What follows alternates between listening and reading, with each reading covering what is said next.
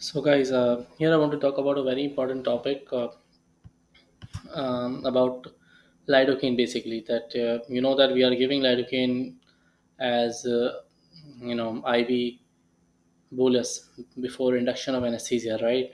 So, I want to highlight a very important point. But before that, let me just quickly summarize two important facts. We know that local anesthetics are two basic types, right? So we divide them into esters, correct, and amide. I'll come to the point what I want to discuss about lidocaine in a while. Okay. Now, the few examples of amides, are lidocaine, for example. Keep that in mind that amides has two I's in them, right? So you have lidocaine, you have bupivacaine, you have ropivacaine. These are all amides,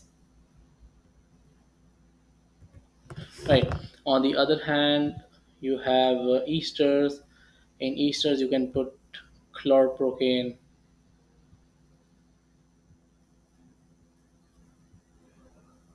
right? Procaine, cocaine, etc., etc., right? Now, the point that I want to highlight is we all know that esters, by definition, they are metabolized by what? Plasma cholinesterase, correct? Plasma cholinesterase.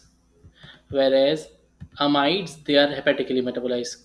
We know that, correct? Hepatically metabolized. So, if you think about a mother, a pregnant lady basically, what do you think which has a higher chance to go to the fetus? Okay, so first we need to know that what kind of drugs go to the fetus. So technically the easiest thing to remember is a drug which is more fat soluble will easily go to the fetus, right? Because it can cross the placenta, right? So fat soluble drugs can go to the fetus. Less protein bound can go to the fetus. Less protein bound can go to the fetus, right? Unionized drugs can go to the fetus. Unionized drugs can go to the fetus, right? I mean, this is general thing, right? Now when we come to eastern anesthetics, we notice that they are all metabolized in the plasma cholinesterase. It means that they have a little chance of going to the fetus because they are destroyed in the plasma itself, right? So among the esters, the 2-chlorprocaine is the least, it's least amount goes to the placenta, through the placenta basically. So you can say that it is safe to be used in pregnancy. Safe to be used for pregnant, right? To be used for pregnant because it will not go, because its half life is also 12 seconds only, right? Obviously there are some disadvantages, for example, because of a short half life, because of rapid metabolism in the plasma, you have to redose it, right? So you cannot use it for a long time. The problem is in the amide. I want to discuss the amides. So here the problem is lidocaine is a drug. You need to know that lidocaine is a drug which is less protein bound.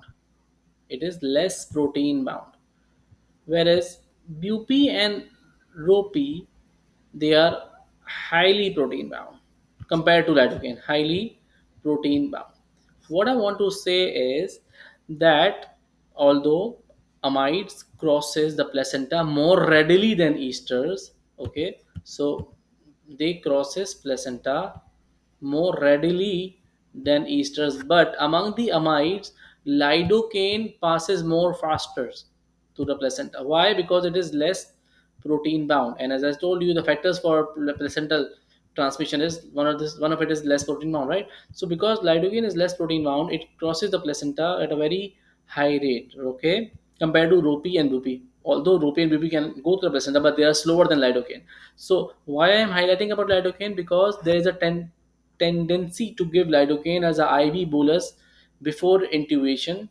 Why? Because we need to suppress the laryngeal reflexes, right? We know it very commonly. So keep that in mind. Lidocaine can cross the placenta and go to the fetus, and if fetus is already acidotic, then it can cause iron trapping in the fetus, right? And once it is iron trapped, there's a risk of causing fetal local anesthesia toxicity. Fetal LA toxicity, and you know that how bad it is, right? So it can even lead to cardiac arrest and death of the fetus, right? So keep that in mind that whenever you're intubating a pregnant lady, make sure you are cautious while using lidocaine IV because it's less protein bound. It goes more readily through the placenta to the fetus, and if fetus is acidotic, it can cause cardiac arrest in the fetus. On the other hand, one more thing, there's a more increased likelihood of fetal LA toxicity if the fetus is premature. Okay, because their blood-brain barrier is more permeable to the drugs.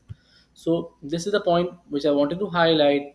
Please make sure you go through this video and forward it as much as possible. Thank you so much.